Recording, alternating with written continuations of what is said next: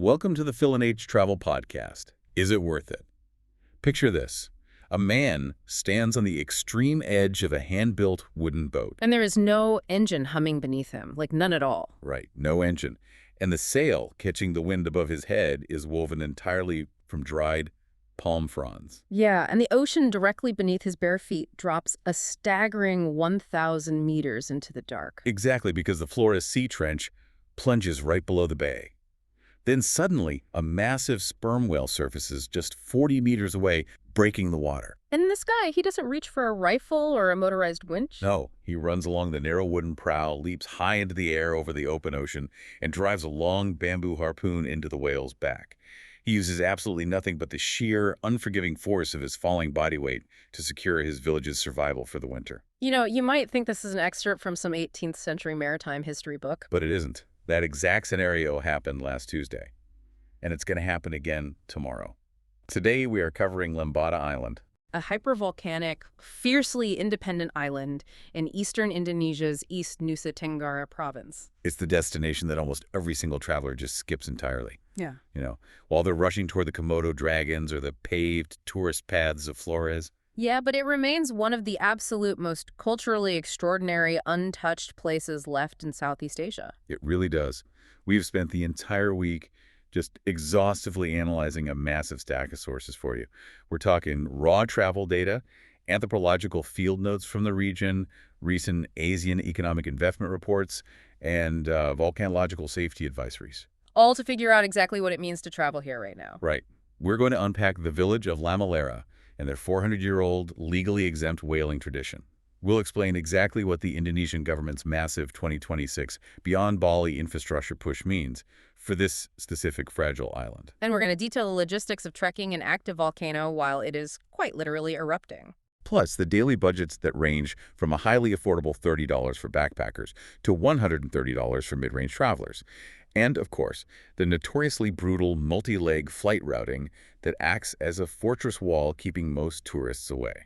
Finally, we will deliver our 5 definitive verdicts on whether this specific destination is actually worth the physical and logistical toll of the journey in 2026. So, budget travelers, listen up.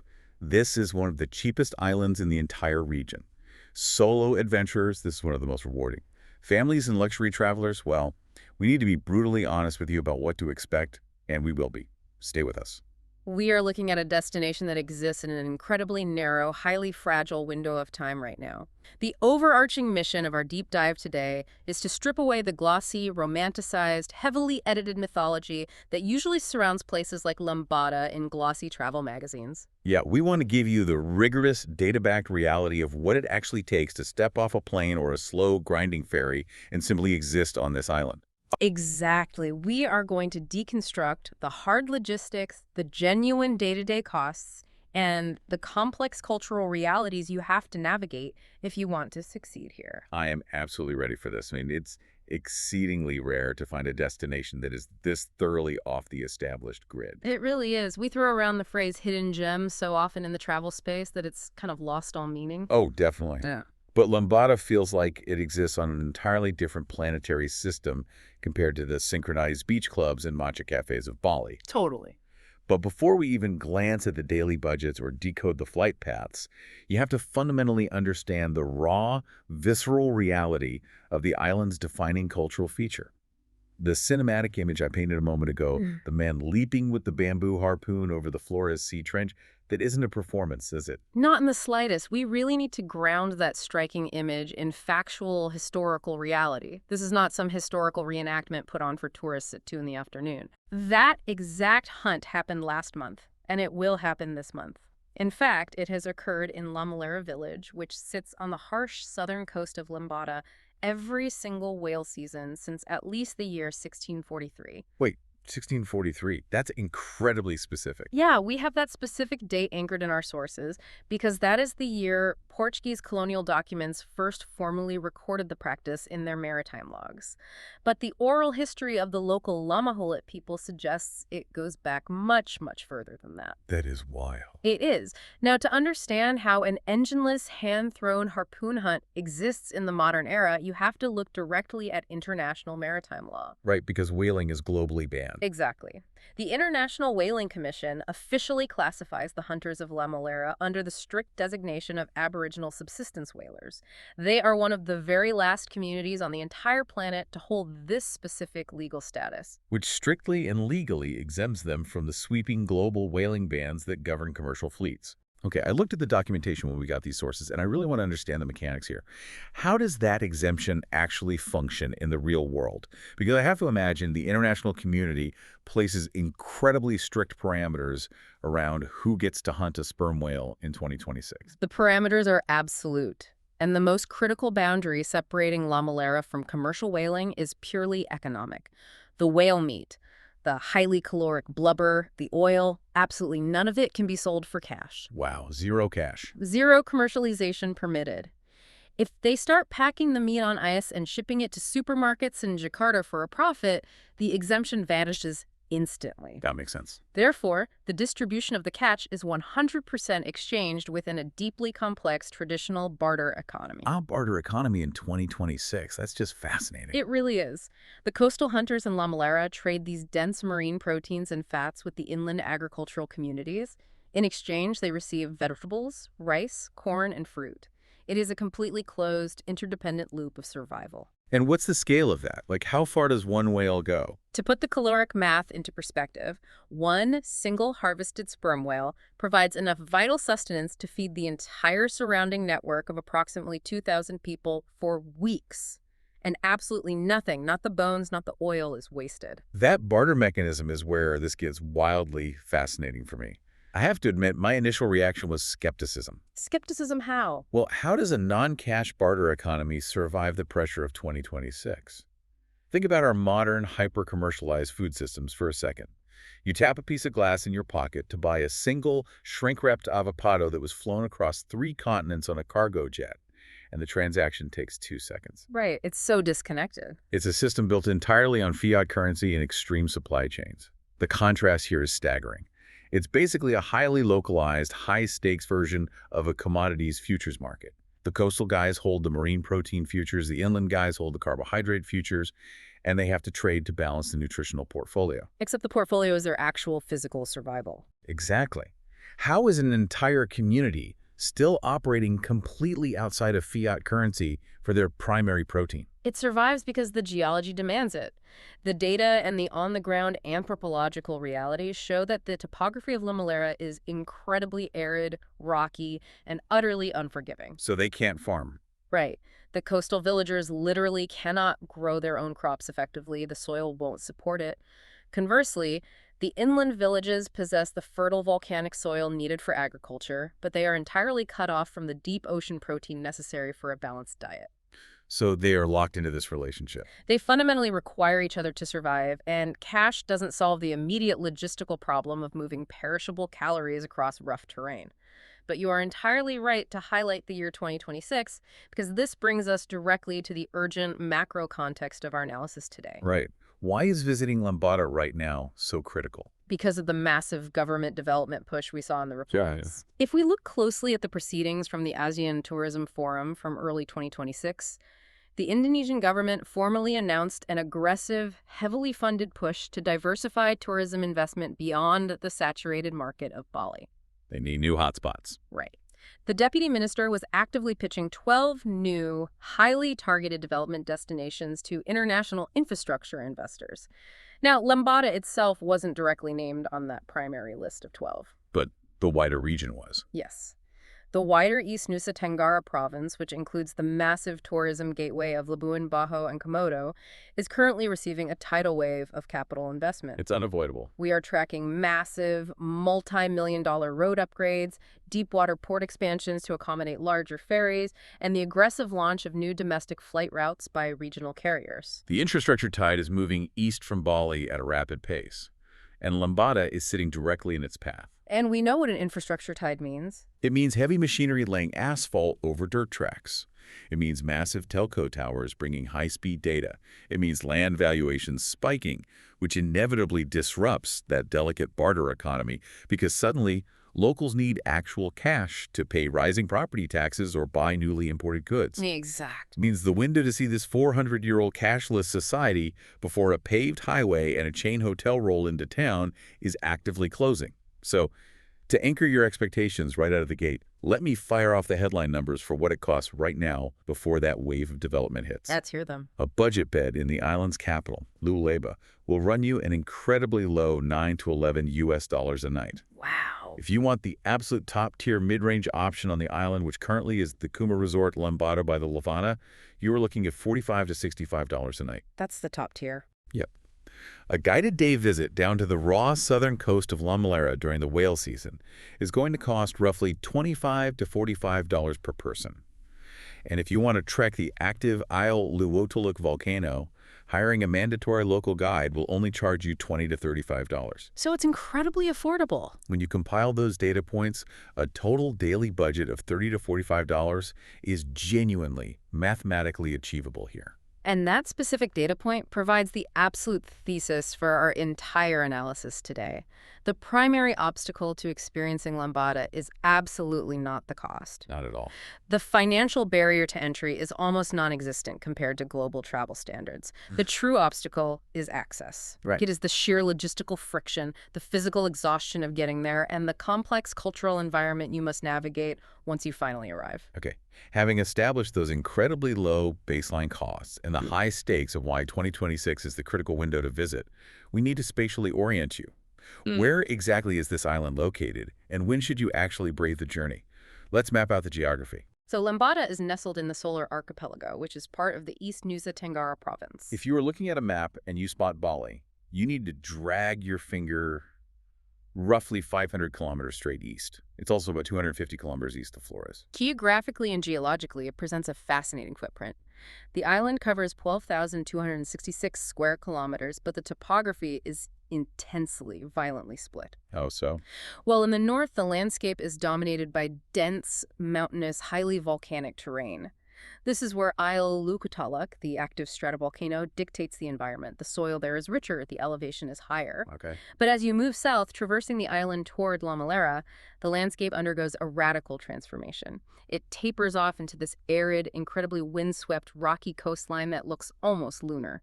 The lushness vanishes entirely, replaced by jagged cliffs dropping straight into the ocean. And acting as the anchor point for all of this is the capital town, Lewoleba, which sits up on the more protected northwest coast.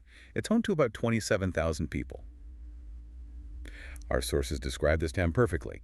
It is a thoroughly functional, warm, working port town. Right, it's not a resort town. Not at all. The daily rhythm of Lewoleba isn't dictated by yoga retreat schedules or sunset DJ sets at beach clubs. It is dictated entirely by the heavy diesel engines of inter-island ferries pulling into the harbor and fleets of local wooden fishing boats heading out into the dark at dawn. Which logically dictates the timeline of when you should actually attempt to be there. Let's talk about the timing. If we analyze the climatological and cultural data simultaneously, the absolute best time to visit is a distinct window from May through September. Okay, May through September. This perfectly aligns with the broader Indonesian dry season. From a purely meteorological standpoint, you get ideal weather, lower humidity, and crucially, excellent underwater visibility if you're planning to dive or snorkel. And culture. More importantly, if we connect this to the broader anthropological picture, May through September constitutes the Lamalera whale hunting season. The mechanics of how that season opens are just incredible to read about. It kicks off in late April or early May with a traditional Catholic Mass.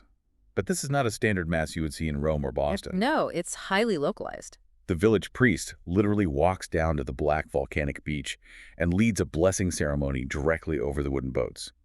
It seamlessly fuses deeply traditional Christian rituals with the ancient animist traditions of the local Lamaholet people. It's this profound syncretism. Exactly. How do you mix holy water with ancient sea spirits? They manage it perfectly, praying for a safe, bountiful hunt and honoring the spirits of the ancestors who built the original boats all in the same breath. It is a textbook example of how layered and complex the cultural history is on this island. Belief systems haven't replaced each other, they have integrated. So beautifully. Now, if your specific goal is to witness the deep-sea Flores trench whale sightings, the statistical data, the absolute optimal months where sightings peak are June, July, and August. Got it. Furthermore, those exact same months are the peak window for trekking the Ile Lewotolok volcano. This is purely a matter of physics and weather.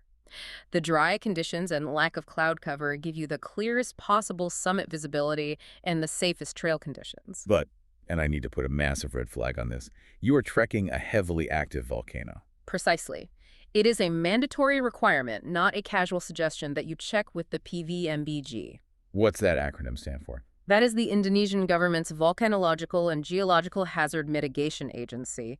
They monitor seismic data, gas emissions, and ground deformation 24/7. So you can't just wing it. Absolutely not. Yeah. You have to check their real-time eruption advisories before even conceptualizing a summit attempt. We will dig much deeper into the specific safety protocols and alert levels for that later in the analysis, but simply put, the dry season offers your safest weather window for an inherently dangerous environment. On the absolute flip side, let's look at the worst time to visit. If you are taking notes, write this down. November through February, do not go. Just avoid it. This is the peak of the wet season, and calling it wet is a severe understatement. We are talking about heavy, relentless, torrential tropical rain. The dirt roads that connect the north to the south turn into impassable, deeply rutted mud trenches. Vehicles literally sink to their axles. And it affects the ocean, too. Yeah, the seas become incredibly rough due to shifting monsoon winds, which completely disrupts those vital inter-island ferry schedules, meaning you could easily get stranded on the island or miss your connection in Kupang. And dive visibility drops to absolute zero because of sediment runoff from the mountains. And, crucially, the whale hunt is entirely closed for the season. It essentially nullifies every logical reason you would expend the resources to travel that far. The only traveler profile that should even remotely consider a wet season visit is someone with maximum chronological flexibility, infinite patience for logistical failure, and absolutely zero set agenda. Otherwise, the disruption is simply too profound to justify the trip. Right. Okay, so let's say you follow the data and you go in the perfect window, let's say July 2026. What are the crowds actually going to look like? Are you going to be fighting for space on the beach with 100 other backpackers? The reality of crowds on Lembata in 2026 is stark. Internationally, they are virtually non-existent. None. You will certainly see some domestic tourism, which is slowly growing as Indonesian travelers from Flores, Kupang, or Bali explore further east. But Western tourists, they are strictly limited to a very specific, highly motivated demographic. Like who? We are talking about hardcore adventure travelers, professional photojournalists on assignment, researchers shooting documentaries, or incredibly dedicated, highly specialized marine biology dive groups. Unless you happen to use the exact same local guide on the exact same day, there is a very high probability you will not see another Western tourist during your entire stay. That level of isolation is wild. It's almost unheard of in Southeast Asia right now, where every beach seems to have a geotag. So, with that timeline firmly set and that total isolation established, let's pivot to the visceral reality of actually touching down on the island. What does it physically feel like to arrive here? It demands an immediate, ground-up recalibration of your expectations. If you choose to fly in, you arrive at Wunapito Airport, airport code LWE, located in Lewoleba. And the airport is pretty basic, right? The infrastructure here is elemental. There are no sprawling glass terminals or duty-free shops. It is a single-strip asphalt runway cut into the landscape. The terminal building is essentially a basic, highly functional concrete room. There is exactly one mechanical luggage carousel. I can picture the scene perfectly from the source notes. The ceiling fans are barely moving the thick air. The tropical humidity hits you the absolute second the small plane doors pop open. You're typically flying in on a turboprop plane with Wings Air, usually coming from Kupang. It's roughly a 1-hour flight that runs about 3 times a week, depending on the season. But we noted an alternate route in the data, right? Yes, the budget passenger ferry. Yeah. It runs from Kupang across the straits to Lewoleba. It takes approximately 11 grueling hours and costs exactly $7 one way. Now, purely from a time value economic perspective, 11 hours is a massive investment of your vacation time. But there is an undeniable immense aesthetic payoff that the aviation route misses entirely. The views. The maritime schedule usually dictates a dawn arrival. As the ferry slowly pulls into Lewoleba Bay, the sun is just coming up, illuminating the dark water, and you have the massive silhouette of Ile Lewotolok actively smoking on the horizon. It is a cinematic, deeply atmospheric entrance that a quick one-hour flight completely bypasses. That's $7. Am I mean, I would endure the engine noise of the ferry just for that view. But, all right, you've arrived, either stepping out of the concrete terminal room or walking down the ramp of the Sunrise Ferry. You need to get into town. There are no rows of shiny taxis waiting. You are taking an OJAC. An OJAC is a local motorcycle taxi, and this interaction is where you immediately learn how the microeconomy of the island functions. You don't use an app. No.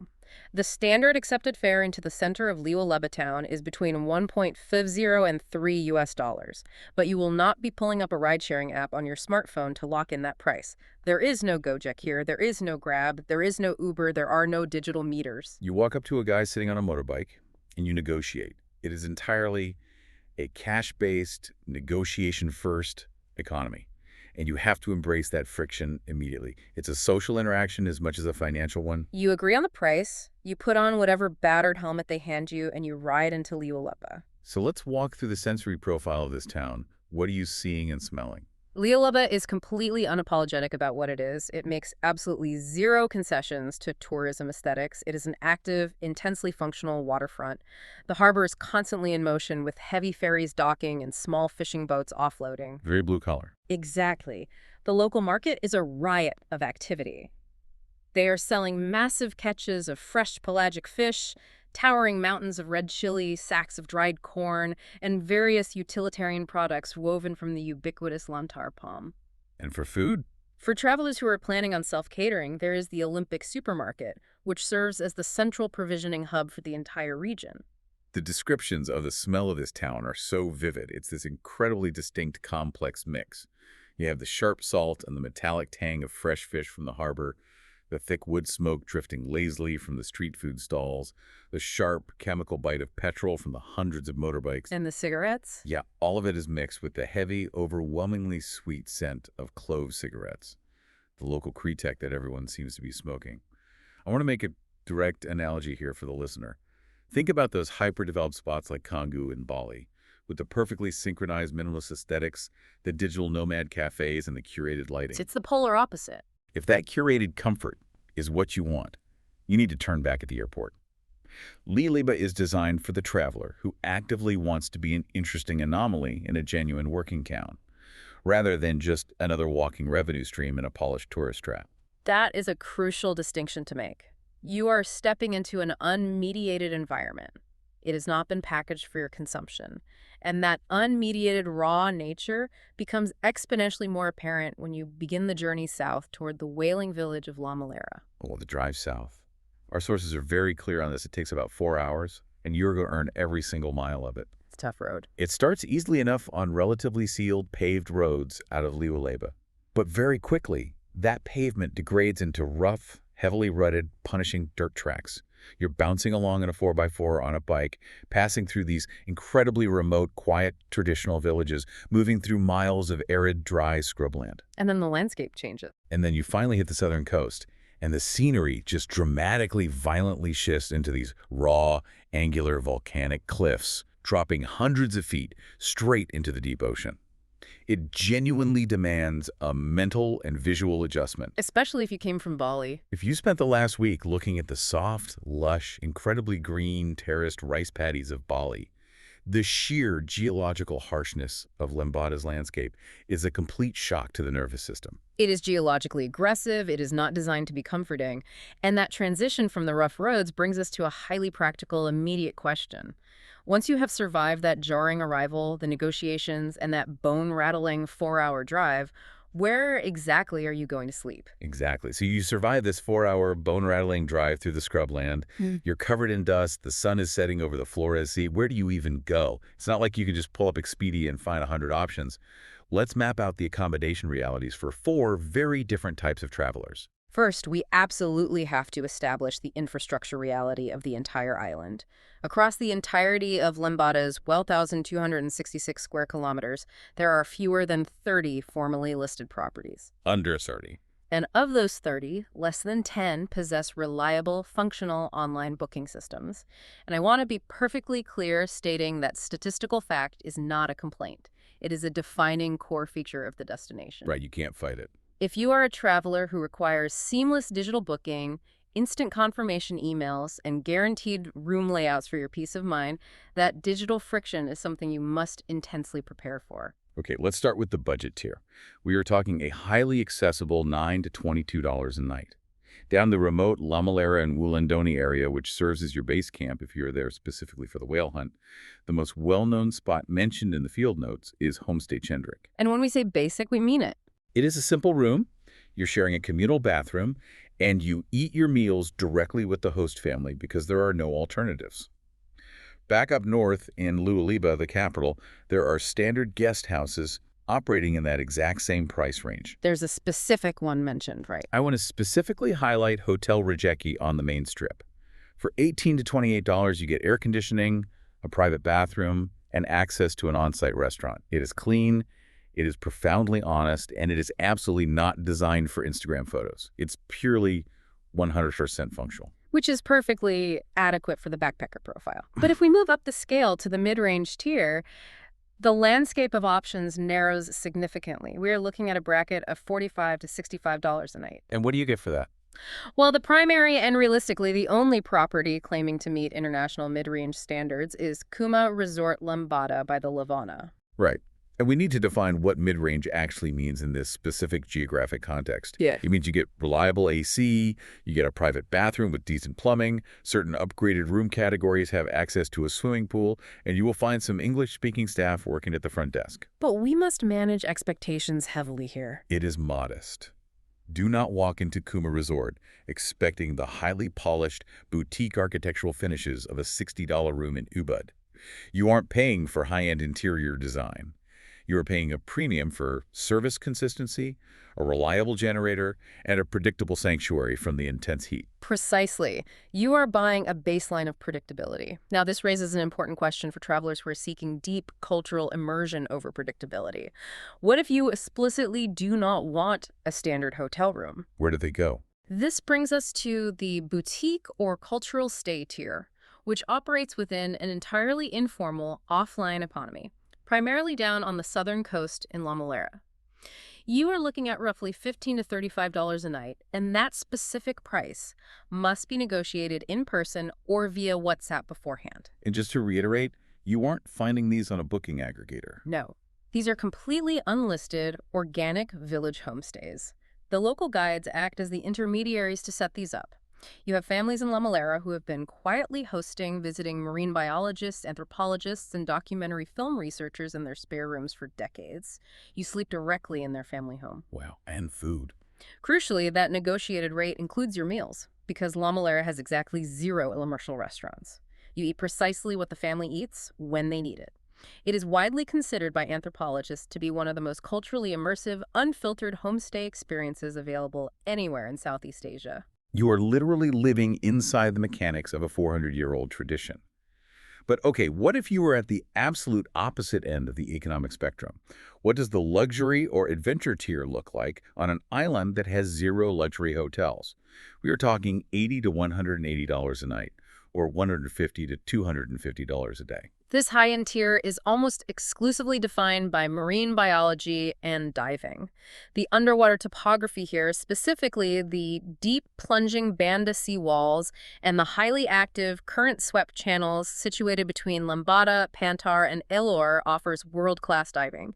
We are talking about massive pelagic encounters. But the land infrastructure doesn't support that level of tourist. Exactly. Because the land-based island infrastructure is so severely limited, the functional, logical solution for high-end travelers is the liveaboard dive boat. Access as a luxury that completely flips the standard hospitality model on its head. You aren't paying a massive premium for an 800 thread count sheet or a spa menu. You're paying $150 to $250 a day, all-inclusive, to sleep on a beautifully outfitted yacht that can actually navigate the complex currents. It reaches the pristine dive sites that the shore-based operations simply do not have the fuel or vessels to get to. But if you do insist on staying on land, there is the shore-based Lembata Dive Resort, which runs $80 to $180 a night. It's essentially the least hyped, most under-the-radar premium dive experience in the entire region. So luxury is just nature. If we connect this to the broader economic picture, luxury on Lembata is defined exclusively by extreme, uninterrupted access to untouched nature. Access is the ultimate currency here. Now, after sorting out exactly where you're going to sleep, the next immediate survival need is obvious: food. And with that comes the highly complex local etiquette of how you are expected to eat it. The food culture of Lembata is a direct, unavoidable reflection of its harsh geography. It is a true subsistence food culture. So no fusion restaurants. The daily diet is entirely dictated by what the unforgiving land and the deep, rich sea can produce on any given day. You are eating pelagic fish, corn, yam, cassava, and papaya. I cannot stress this enough. This is not a culinary tourism destination. You are not flying here for innovative fusion tasting menus. You are coming here to appreciate the profound, basic dignity of eating a piece of fish that was pulled out of the ocean 6 hours prior by the man currently sitting next to you. Let's break down the mechanics of paying for this, because you're going to be eating at Warung's, the local family-run food stalls. In Lewoleba, a standard Warung meal is going to cost between $1.50 and $3.50 US. Which is practically nothing. For that handful of change, you get a substantial amount of steamed rice, a generous portion of freshly grilled fish caught that morning, perhaps some fried tempeh or tofu, and a side of chili sambal. And let me warn you, the heat level of that sambal is highly volatile. It might be pleasantly mild, or it might absolutely blow your palate away, depending on which auntie crushed the chilies that morning. And outside of town. Once you leave the town and head into the villages, the staple carbohydrate shifts to something called jagung titi. It's dried corn that has been meticulously flattened and pressed using hot stones. It is a genuine historical Lamalera cultural staple designed for long-term storage in an arid climate. And we need to clarify the exact mechanics of paying for these meals. It is 2026, and the macroeconomic exchange rate is roughly 16,000 Indonesian rupiah to $1 US. Outside of the Kuma Resort, absolutely everything operates in tens of thousands of rupiah. You have to be okay with lots of zeros. You need to be highly comfortable doing that mental math on the fly. A plate of food at a warung is 30,000 to 50,000 rupiah. That translates to your 1.80 to 3.00 layer dollars. A cold beer to wash down that incredibly spicy sambal, that will cost you 35,000 to 50,000 rupiah, so roughly 2.2 euro to $3.10. And if you are self-catering, we mentioned the Olympic supermarket earlier, you can walk in there and load up your pack with bottled water, instant noodles, local peanut biscuits, tinned fish, and basic toiletries. If you are eating modestly out of the supermarket aisles, your daily food budget is a microscopic $5 to $8 a day. It's economically incredible. Yeah. But let's talk about eating down south in Lamalera, because that presents a totally different sociological scenario. It requires a completely different mindset and a deep understanding of local hospitality. As we noted, if you are staying in Lamalera, your food is directly provided by your host family. Because the entire village operates on that closed barter and subsistence economy focused on whaling, those meals rely heavily on shared, sun-dried, and salted whale blubber and whale meat. That is the primary protein source keeping the community alive. And here is a crucial, mandatory cultural rule that we must stress. When you sit down on the floor with your host family, you will inevitably be offered this meat. And accepting it with grace and respect is mandatory. It absolutely does not matter what your personal westernized stance on international whaling is. This is not a restaurant where you are ordering off a menu and can request substitutions. It is a profound, deeply personal cultural gesture of hospitality. To refuse food from a host family in a subsistence environment where calories are hard-won and deeply valuable is intensely offensive. Exactly. Refusing it demonstrates a fundamental misunderstanding of the harsh environment you have voluntarily chosen to enter. And that need for deep cultural awareness extends to general island etiquette as well. The social fabric here is incredibly complex and layered. You have the ancient Lamalera customary system, which governs land rights and ancestral spirits, operating simultaneously alongside deeply embedded, highly devout Catholic practices introduced by the Portuguese. Right. For example, almost the entire community attends Catholic Mass on Sunday mornings. It is the central social anchor of the week. If you rock up to a remote village on a Sunday morning while everyone is inside the church, and you start loudly asking around the empty streets for someone to take you on a tourist boat ride, you are being highly inappropriate. It's just disrespectful. You need a local guide to brief you on these rhythms before you enter these spaces. You cannot just wander into a remote animist Catholic village and expect their centuries-old schedule to yield to your vacation itinerary. The more remote the community, the more essential that local guide or intermediary becomes.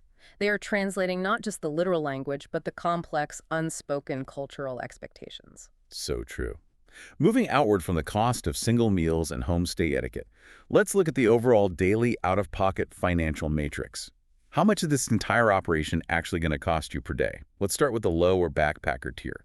We're looking at an incredibly low $28 to $45 a day. Which is an astonishingly low figure in the current global travel market.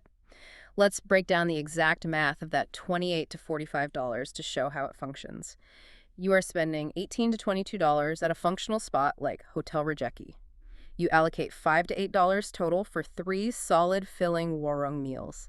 You spend $3 to $5 on ojek motorcycle transport to get around town. And activities. And then you focus entirely on free or very low-cost cultural activities.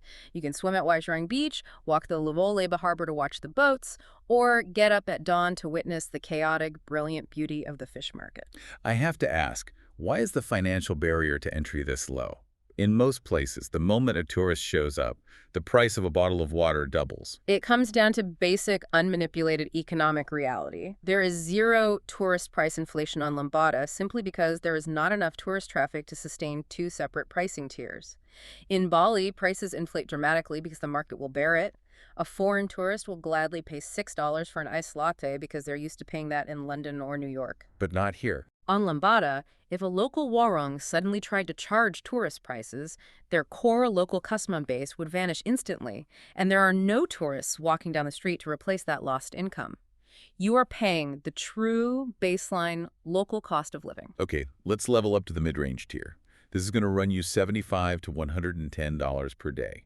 For that amount, you are staying at Kuma Resort for $45 to $65.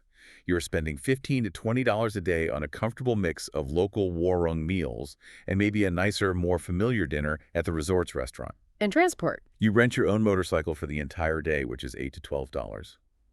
And you book one solid, professionally guided activity, like the highly technical volcano trek for $20 to $35, or a complex Lamalera village visit for $25 to $45. That represents the ultimate, comfortable, independent rate. Now, let's scale those economics up for a family. Let's assume a standard family of 4. The data here is genuinely staggering when compared to Western travel costs. The daily budget for a family of 4 ranges from $120 to $180. Wait, total for all 4 people? Total for the entire family. That budget covers a spacious double room at Kuma Resort, which runs $55 to $70, and children often stay free or for a very minimal supplement. It covers all daily meals at warungs and the resort, which totals about $22 to $30. What about getting around with kids? It covers a hired 4x4 vehicle with a dedicated local driver for the entire day, which is infinitely safer than trying to put your kids on rented motorcycles on dirt roads for $25 to $35. And it includes a structured family activity like a non-Hana village cultural visit or coastal snorkeling for $20 to $30. I just have to marvel at the sheer value of that for a second. An entire family of 4 gets a fully loaded day hotel, private driver, all meals, guided tours, and the total cost is the exact same as booking a single mid-range hotel room in Bali, just the empty room. That is the absolute definition of extreme travel value. But what if the budget isn't a concern at all? What does the luxury tier look like? Luxury will run you $200 to $300 a day. But remember our earlier definition of how luxury operates here. You are either spending $150 to $250 a day on an all-inclusive live-aboard dive boat floating above the coral walls, or you are staying at the Kuma Resort and hiring a private charter vehicle with an expert English-speaking guide for $50 to $80 a day to curate your entire experience. So no butler service. No.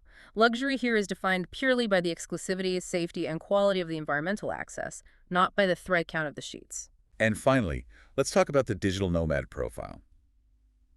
If you want to drop out of mainstream society, escape the algorithm, and move here for a month, you are looking at an unbelievably low $1,100 to $1,600 US for the entire month. For the whole month. That covers a negotiated long-term monthly rate at Kuma Resort for maybe $800 to $1,100.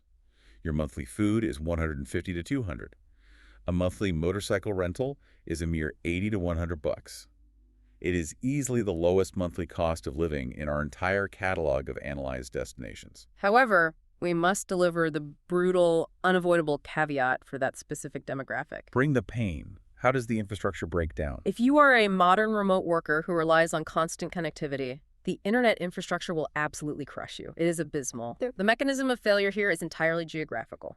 Telkomsel 4G works reasonably well inside the flat confines of Lewoleba town and along the main sealed road, where the cell towers have a line of sight. But the island is mostly mountains. Exactly. The moment you leave town and remember, everything that makes Lembata culturally and geologically extraordinary is located far outside of town. The mountainous volcanic rock blocks the signals.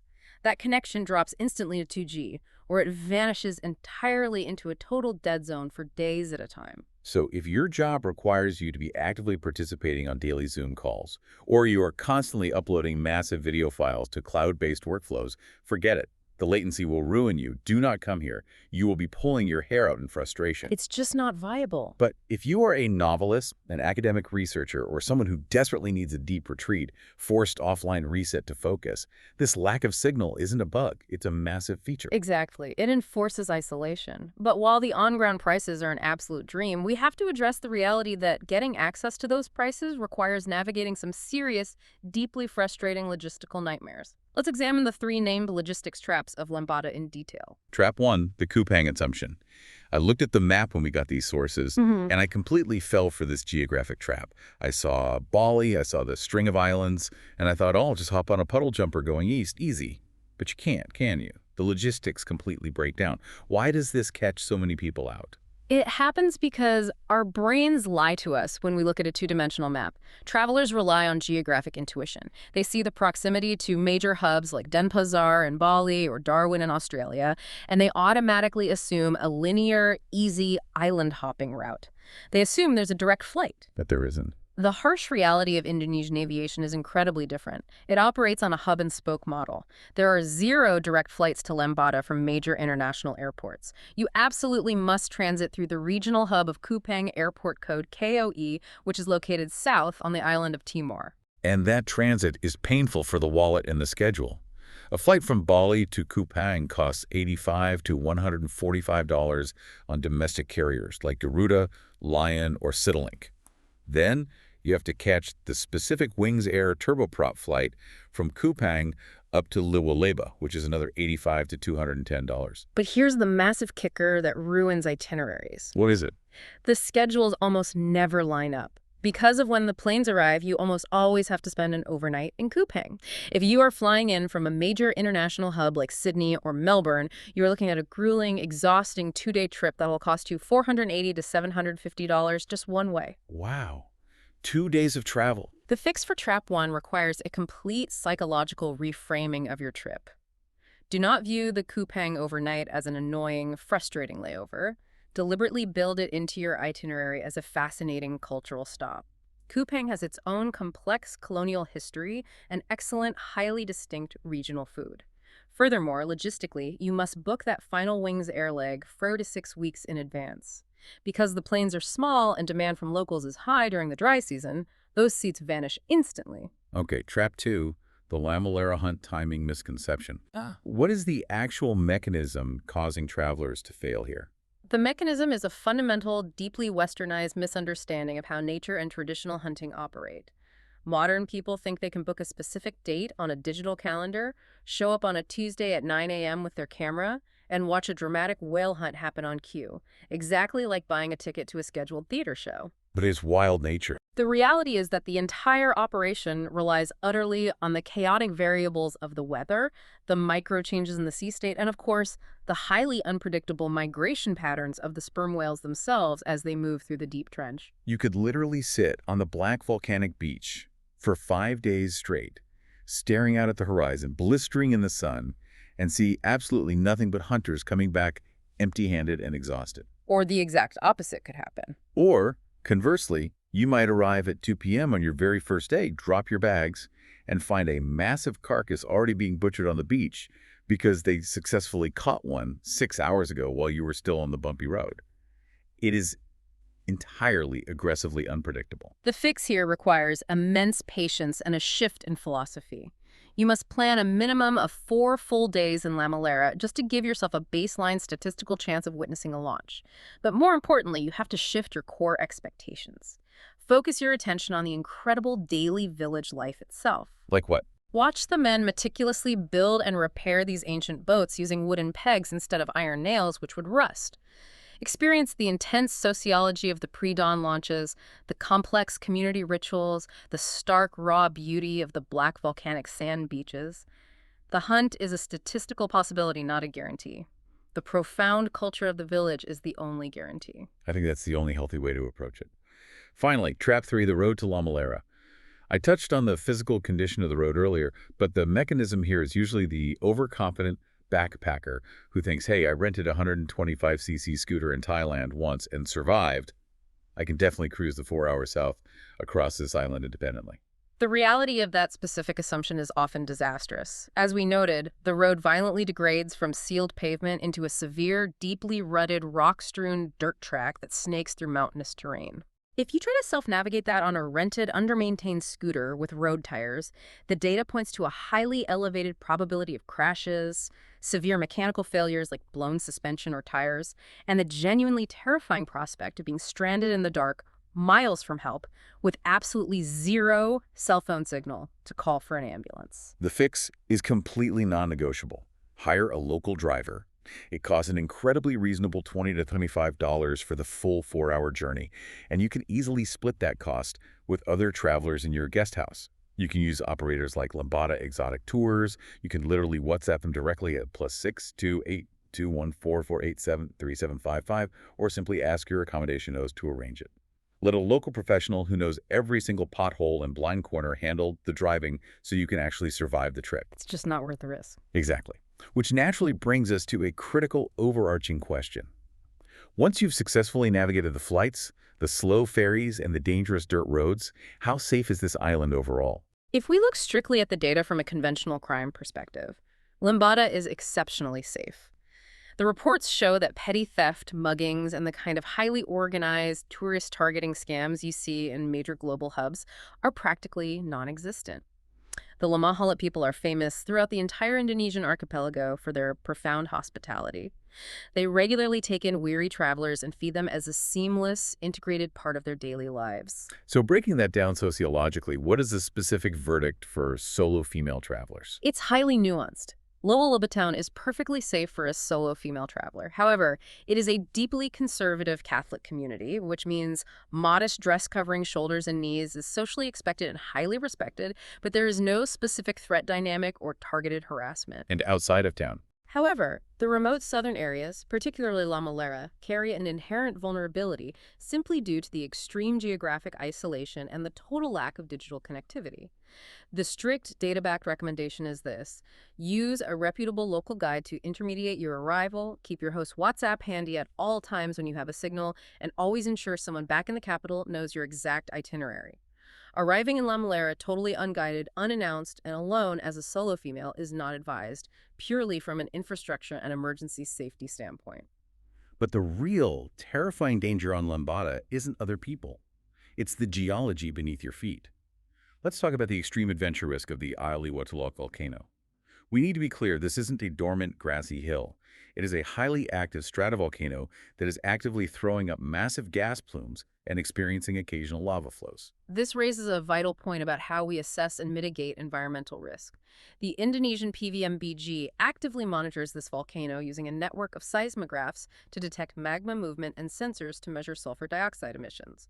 The safety protocols they issue are absolute. You have to listen to them. Checking their real-time alert levels, which range from level 1 normal to level 4 warning, is mandatory. Hiring a local guide who understands the microweather and the escape routes is mandatory. Do not try to find the volatile trail yourself.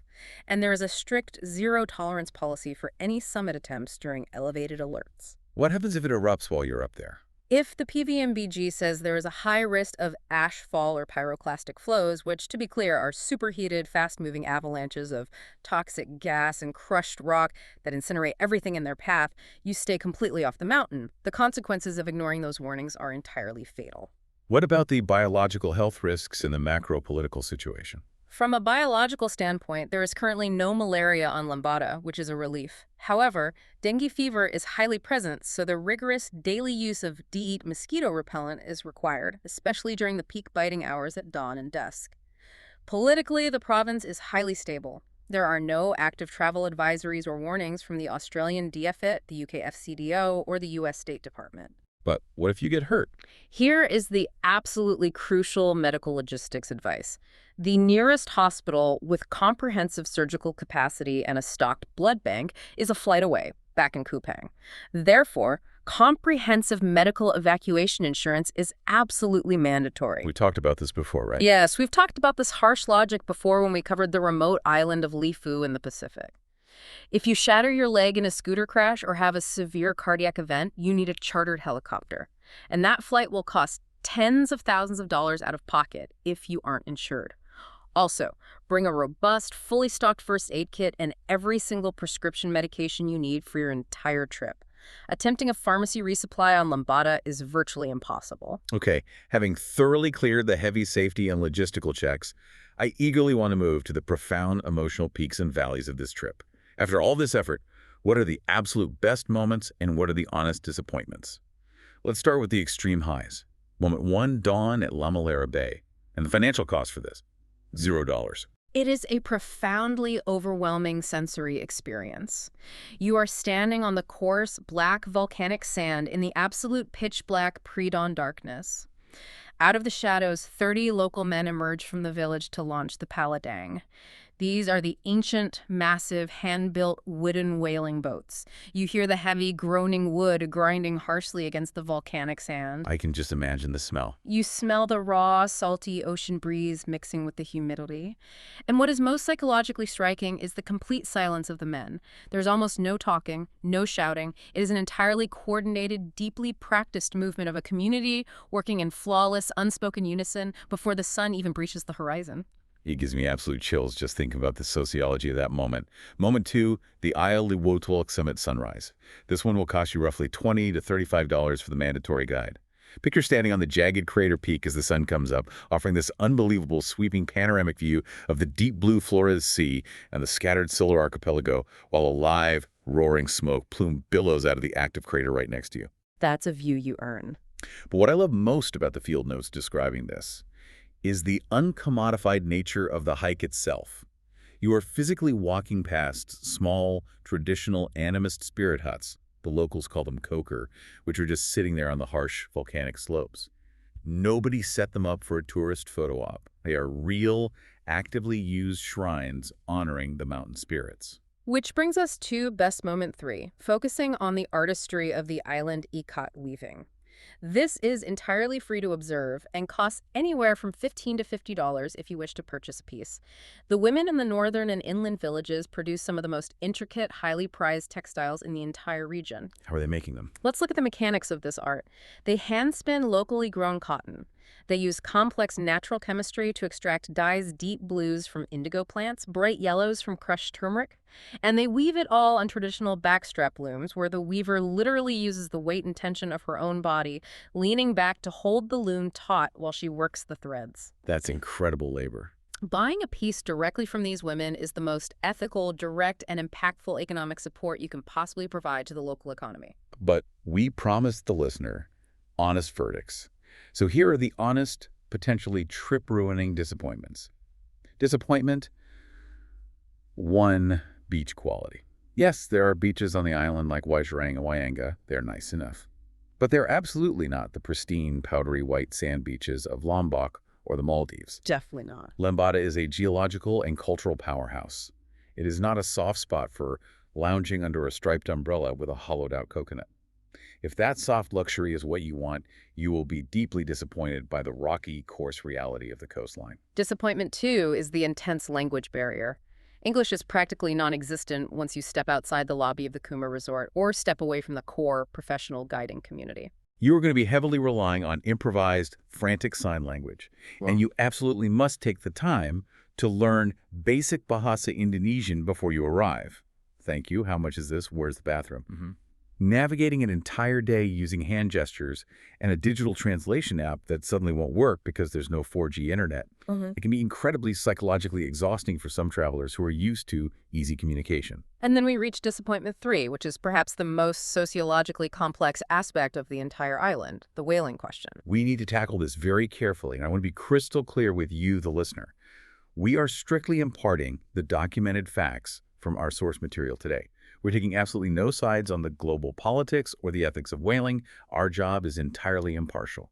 We are here to report the reality on the ground as it exists in 2026. And the factual legal reality is this. The hunt in Lamalera is entirely legal under Indonesian and international law.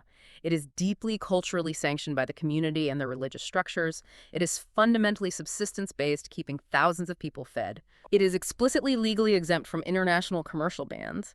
And the broad scientific consensus indicates that this specific, small-scale, non-mechanized Aboriginal hunt does not materially threaten the global sperm whale populations in the deep ocean. Those are the clinical, documented facts. But the emotional human reality of actually being there is very, very different. Actually standing on a hot beach and watching a massive 40-ton intelligent mammal be killed, hauled ashore, butchered, and divided up among families is an incredibly intense, visceral, and bloody experience. A lot to process. If you are a traveler who knows deep down that you cannot process that specific sight respectfully without displaying visible distress, shock, or anger, then you absolutely must plan your visit outside of the May to September hunting season. Because acting out in distress doesn't just ruin your personal trip. It actively harms the village's delicate relationship with outsiders and deeply disrespects the profound hospitality they have shown by letting you into their world. It requires a profound level of self-awareness and emotional regulation before you ever book the plane ticket. Exactly. Know yourself. So if that emotional reality is just too heavy to bear, or the multi-day logistics are simply too daunting for your schedule, where else in the region could you spend your time and money to get a similar thrill? Let's look at the alternatives. Alternative 1 is Ile Island. Geographically, it sits just to the northeast of Lembata, right across the rushing waters of the Pantar Strait. It shares a highly similar profile in terms of severe remoteness and difficult access. You also have to navigate that same Wings Air transit from Kupang for roughly the same $85 to $150. The daily budgets on the ground are practically identical, hovering at $35 to $100. So what's the actual trade-off? Why would someone choose to go to Ile instead of Lembata? It comes down to marine biology and the diving mechanics. The massive current-fed thermoclines around Ile, specifically dive sites like Pura and Cape Capitan, offer vastly superior, globally recognized diving conditions. The coral health and pelagic life are astounding. But what's missing? The trade-off is entirely cultural. Ile completely lacks the unique, intense Lamalera whaling culture and the complex border economy. So if you are a pure, dedicated diver who strictly wants to see marine life and doesn't care deeply about the terrestrial anthropology, Ile is mathematically the better choice. Alternative 2 is much more globally famous, Flores, specifically using the booming town of Labuan Bajo as your gateway. This is the established, heavily beaten path route. The development stages of tourism are much further along here. The infrastructure is dramatically better. You have paved roads, the famous Komodo dragons, the Instagram-famous pink sand beaches, and a slew of luxury hotels with fast internet. Flights directly from Bali are incredibly easy, usually direct, and run $120 to $190. Your daily budget will be higher, around $60 to $180 a day. So it's easier but more expensive. I like to think of Flores as Lembata with training wheels. It safely delivers about 60% of the raw adventure, but it costs double the money. And you entirely miss out on that final, truly wild 40%, the actively erupting volcano, the 400-year-old hunt, the barter economy, and the utter peaceful lack of commercial tourism infrastructure. Which brings us perfectly to the climax of our analysis today. It is time to deliver the final judgments. Is the difficult journey to Lembata actually worth it in 2026? Let's run the complex matrix for every specific traveler profile. All right, backpacker verdict. I'm giving this a strong yes. This is easily, without a doubt, the most authentic, cheapest island we have covered in Indonesia this year. At $28 to $45 a day, the economic value is completely insane. It really is. The world-class, life-altering experiences witnessing the Silent Dawn boat launches, watching the complex chemistry of the ikat weaving are literally free. But the real, ultimate test is your patience. You have to survive that exhausting Kupang transit and the dirt roads. You need a minimum of 5 full nights on the island to make this grueling trip worthwhile. If you try to rush it, you will ruin it. Moving to the mid-range verdict, it is a yes, but a highly conditional one based entirely on managed expectations.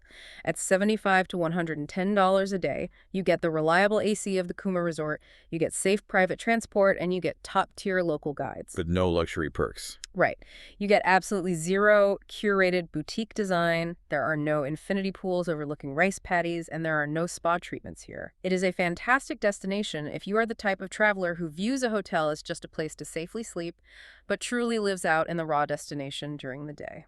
Okay, family verdict. I am giving this a conditional yes, and I say that with heavy caution. This is strictly, exclusively for families with robust, highly adaptable kids who are age 10 and up.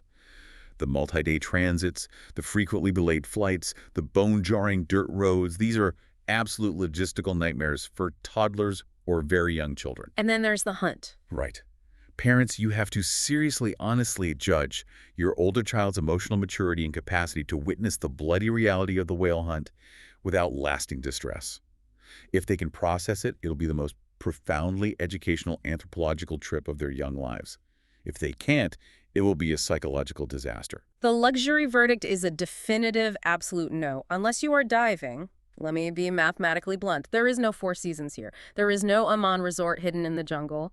Baseline luxury travelers who require seamless, high-touch service, fine dining, and 800 thread count sheets will be utterly, intensely miserable. It's just the wrong island for that. Yeah. However, if you are a serious diver, booking a $150 to $250 a day live-aboard yacht to navigate the deep channels, it is a strong yes.